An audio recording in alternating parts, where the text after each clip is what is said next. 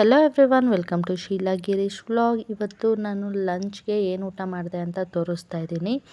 ಮೊದಲನೇದಾಗಿ ನೀವು ಯಾರು ಕಮೆಂಟ್ ಬಾಕ್ಸಲ್ಲಿ ಹಾಕಬೇಡಿ ಈ ಥರ ಲಂಚ್ಗೆ ಏನು ದೋಸೆ ತಿಂತಾ ಇದ್ದೀರಾ, ರೈಸ್ ತಿನ್ಬೋದಲ್ವಾ ಅಂತ. ಸೊ ಈ ನಡುವೆ ನಾನು ರೈಸನ್ನು ಸ್ಕಿಪ್ ಮಾಡ್ತಾಯಿದ್ದೀನಿ, ತುಂಬ ರೈಸ್ ತಿಂತಾ ಇಲ್ಲ. ಅದ್ರ ಬದಲಿಗೆ ನಂಗೆ ರೈಸ್ ತಿನ್ನಬೇಕು ಅಂತ ಅನಿಸಿದ್ರೆ ಬ್ರೌನ್ ರೈಸ್ ತಿಂತಾಯಿದ್ದೀನಿ ಅಷ್ಟೇ. ಸೊ ಅದಕ್ಕೋಸ್ಕರ ಇವಾಗ ನಾನು ದೋಸೆ ಮಾಡ್ಕೊಂಡಿದ್ದೀನಿ.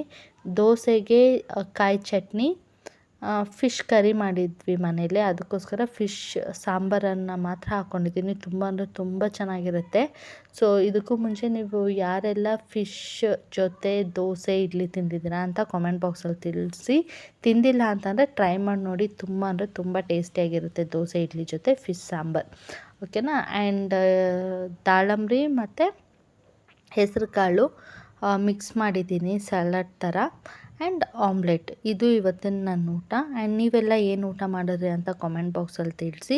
ಆ್ಯಂಡ್ ನೀವೇನಾದ್ರು ಫಸ್ಟ್ ಟೈಮ್ ನನ್ನ ಚಾನಲ್ ನೋಡ್ತಾ ಇದ್ದರೆ ದಯವಿಟ್ಟು ಸಬ್ಸ್ಕ್ರೈಬ್ ಮಾಡ್ಕೊಂಡು ನೋಡಿ. Thanks for watching.